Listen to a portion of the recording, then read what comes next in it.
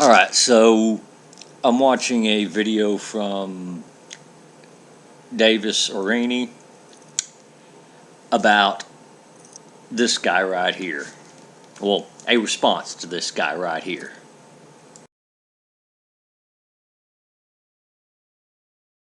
Now, the response was to a video of why atheists can't be Republicans. Alright, so in this video he goes on to cover why the Republicans are so irrational and why it's a much sane and more rational and logical choice to go with the Democrats, right? I could go with on other issues, but when he brought up the whole common sense regulation deal, well, he just hit my area of expertise. What about gun issues? I mean, sure, you may be an atheist who supports the Second Amendment, but to what extent? I mean, the GOP tends to be for almost no regulation at all. Almost no regulations, right? Yeah, I mean, because, yeah, we can totally walk into, hell, not even walk into, we can get a firearm mailed to our doors, you know. Hell, we can get a machine gun equipped with an ounce suppressor and a short barrel on it, you know, mailed to our doors, right? Nonsense, dude. Okay, so I'm going to give you a little history lesson in our firearms laws. So maybe you understand a little bit better before you make such an uninformed and uneducated statement as there is almost no regulation, you know, and the Republicans support almost no regulation on firearms. Okay, so before 1934, federally we didn't have much in the way of firearm regulations. You could order yourself a Thompson submachine gun in a Sears catalog and have it mailed to your home. And you could be 13 while doing it, legally. Alright, so 1934 rolls around. St. Valentine's Day massacre happens. Right? There's an emotional response. Our elected officials of the time decided to say, well, hey, we're going to regulate all the gangster guns and we're going to put licensing on people who sell guns and ammunition. You know, result is the NFA of 1934. That's pretty much classified firearms into two categories. NFA Title I, traditional firearms, which you see there, and NFA Title II, which I don't have any here. Examples of NFA Title II: rifle with a barrel under 16 inches, shotgun with a barrel under 18 inches, smoothbore pistol, machine gun, sound suppressor, that sort of deal. You pretty much have to go through a whole bunch of extra process to be able to legally purchase those. Now, if you want to manufacture or sell firearms, you had to have a license. Same with ammunition. So, ergo, under that very same law, now this is a PBR, or a pistol based off a rifle, what I call them. The barrel on it's 8.5 inches, but if I was to put a foregrip on it, it would become an AOW, and if I did it for the hell of it, without going through the proper NFA Title II methods, that would be 5 years in prison if I'm caught with it. If I slap a stock on it, it makes it an SBR. Again, don't go through the proper channels, well, that's 5 years in prison. That's punishable by 5 years in prison. So almost no regulation. I take this double barrel shotgun here. I saw it down about an inch and a half on the barrels. Then it becomes an SBS. If I just do it out of my garage and don't go through the proper NFA Title II process, again, punishable by 5 years in prison. Yeah, almost no regulation.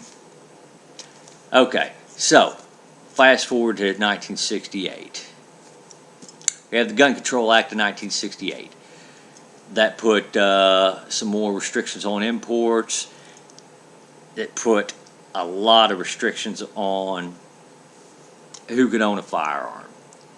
It created the prohibited persons class, meaning you have to be 18 to purchase a rifle or a shotgun, NFA Title I, of course, 21 to purchase NFA Title II, and handguns. Gee, still think we have no regulations? Oh, yeah. Felons, those adjudicated mentally defective, or basically those who pled guilty by means of mental insanity, unlawful substance abusers, illegal immigrants, fugitives from justice, so on and so forth, were classified as prohibited from owning a firearm now, or being in possession of a firearm or ammunition. Now, move forward to the 80s.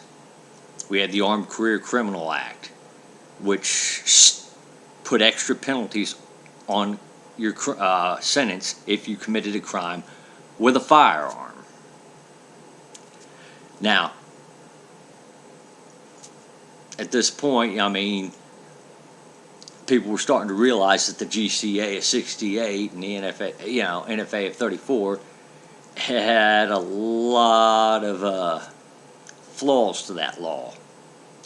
And you were just busting innocent people over poorly written language in that law, so they came up with the FOPA of 1986, which did put some protections there. However,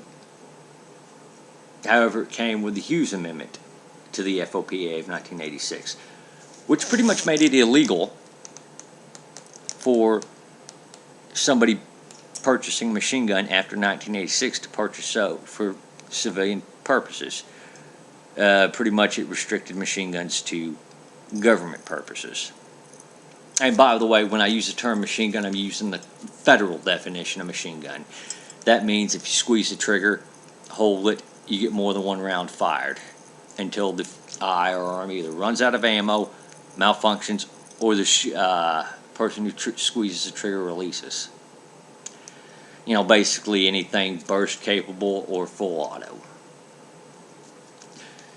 So, gee, I mean, you still think we don't have much regulations? Oh, let's go to the Brady Bill and the now expired federal assault weapons ban. Okay, so the Brady Bill required a background check and a 3-day waiting period, which was replaced by the NICS system, which NICS is the National Instant Check System. Once the NICS was operational, you purchase a firearm, and within 15 minutes, they do a national instant background check on you. Now, it varies in times for how long it actually takes for people. Some people, you might wait 5 minutes. Others, it might take you an hour or a few days, or it might come back inconclusive. But after 3 days, they have to sell you the firearm if they can't show that you're a felon or another class of prohibited person. Which, okay, fair enough. So, given that, of course, now there have been recent proposals, by the way, by gun control advocates to say, oh, well, if the NICS keeps on coming back inconclusive, we should still deny them that. Which shows you the mentality of how they are. They believe that you should only be able to exercise certain freedoms, guaranteed in this country, only if you can prove, or that it can be proven that you're not a bad guy. That's pretty much the guilty until proven innocent mentality with these people when it comes to the issue of firearms. But, you know what? Let's continue on with what, and listen to what you got to say, Mr. Atheist Voice. they want virtually no regulations on guns. And even if you support having guns and expanding the rights for people to own guns. Right. So, what Democrat has actually tried to expand on the freedom to own a firearm in this nation? Because by my count, I don't think I've seen too many that are for that. In fact, most of them I've seen are either for expanding the restrictions or expanding the restrictions to the point where nobody can own a firearm. They just can't come out and say it outright. Having guns and expanding the rights for people to own guns, surely you agree on some common sense regulation laws. Okay, so what exactly are your common sense regulations?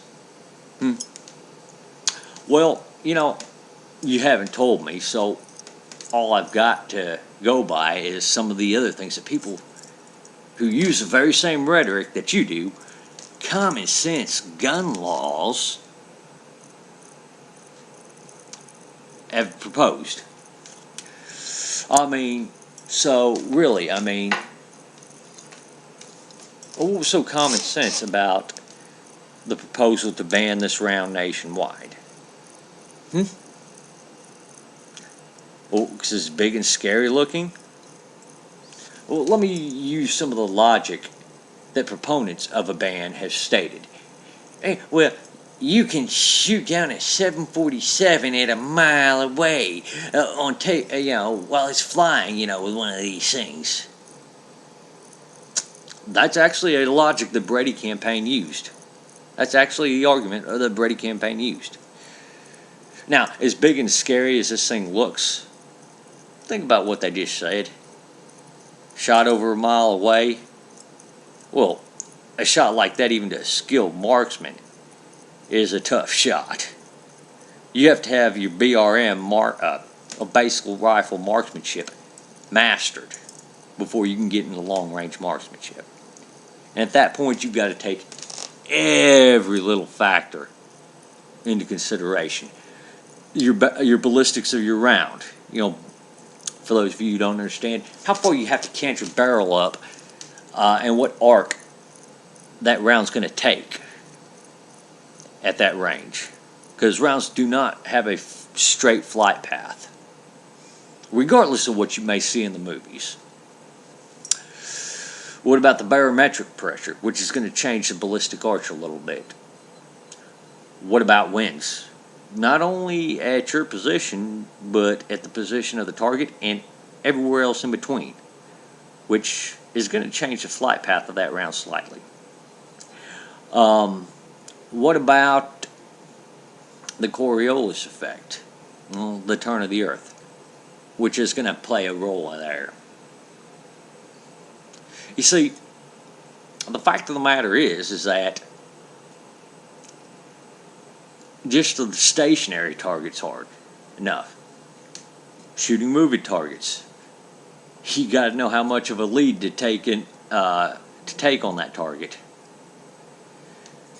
So you've got long-range marksmanship and having to take a lead on a target, and you got to calculate the time of flight too on that one at that range, because it's not going to take the round a split second to go an entire mile. No. Hell, you can notice the difference in the time you squeeze the trigger and to the time the round impacts, even at 300 meters. Let's see, what else? Now, the fact that as big and as scary as this round looks, the odds of you taking down a 747 in one shot, assuming your shot was perfect, very slim to none. This is basic physics. I might shoot, even if a 50 BMG went right through a 747 at cruising speed, at cruising altitude, the odds of that plane going down, the odds of that plane going down I'm not taking into account the round actually hitting an actual passenger, but the round just passing through the plane without hitting a passenger, nobody's getting hurt. Sorry, dude. Yeah, but hey, if fear-mongering is a common sense idea to you, well, shoot, you give atheist a bad name. Well, let's see, what about one of the more recent ones? The proposal to ban this little baby. Oh, it's an armor-piercing round. We need to ban it. Despite the fact that it's no different than pretty much most other rifle cartridges in a lot of respects, at least with its penetration capabilities. Yeah, okay. Oh, let's get something that harkens back to the 80s, and this is a rumor that won't go away. Oh, you can sneak one of these through a metal detector. I've heard this as late as 2012, from gun control advocates. Despite the fact the pistol's 83% metal by weight, and the fact that, well, what it carries inside it is also metal, kind of worthless to have a pistol without ammo, right? Or let's see some other arguments. The one in favor of the assault weapons ban. Well, let's take. I think I have most of the features on there that scare the living daylights out of the gun control advocates on this rifle. Oh, let's see, the telescoping stock. Oh yeah, that really made the rifle so much more concealable, right? The pistol grip. It supposedly helps me spray fire the rifle, even though the rifle's semi-automatic. Same for the foregrip. Oh, and the bayonet lug, because that's gonna, if we ban the bayonet lug, it's gonna so make that rifle a whole lot more safe. In fact, it's gonna take down the number of fatalities in every mass shooting, right? Oh, the divot for the grenade launcher. Despite the fact that that the grenade launcher is an NFA Title II item, and good luck finding it. And by the way, each grenade you buy with that grenade launcher is also an NFA Title II item. Oh, what about the flash suppressor? Oh, that makes a shooter invisible at night. Yeah, totally not fear-mongering. Despite the fact that, you wouldn't guess, but you could still see the flash from this rifle, even with the flash suppressor, at night. Even during the day, to a degree, too. Yeah, or let's talk about the magazines here. What is so reasonable or common sense about limiting a magazine to 10 rounds? I honestly am yet to hear a logical or rational answer from you. So, Mr. Atheist Voice, you claim to be the voice of logic and reason. Perhaps you can explain that one to me. Because you know what? Most pistols nowadays, most modern full-size handguns, come with a capacity anywhere from 12 to 20 rounds.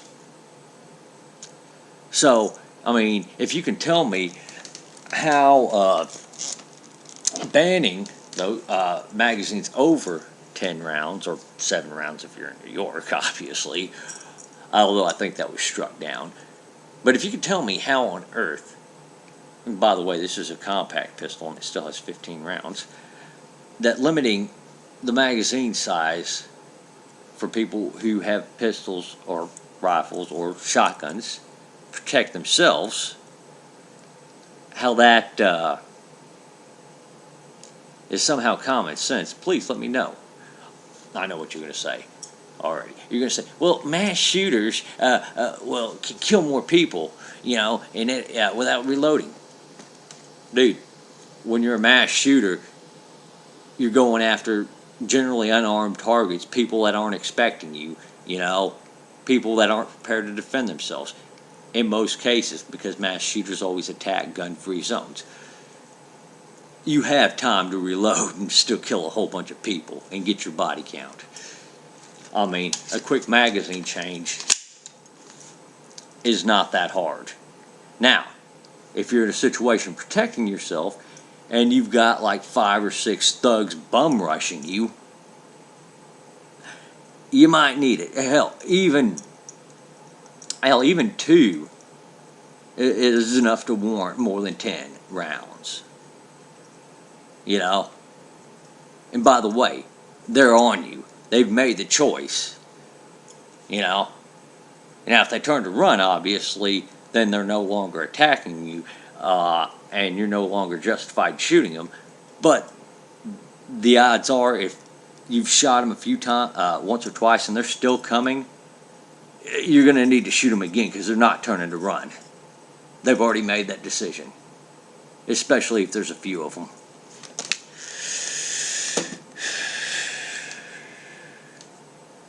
So, what in your mind is one of these common sense gun laws?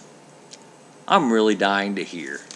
Unions, you support a woman's right to choose, and You know most what? of Never mind, dude. I don't really care what you have to say on that. If you're so interested on restricting everyone else's freedom to own a gun because somebody might use it to kill some kids or kill some other people, but yet you're okay with the act of an abortion, which the objective in abortion is to take another human being's life. You know, be it they're in the stages of their life that they're the most vulnerable and they're not necessarily the most productive in their lives, but still, you're going to talk about it's a woman's right to choose to murder a baby, and any restrictions on that's a violation of that. Well, get bent. Get bent.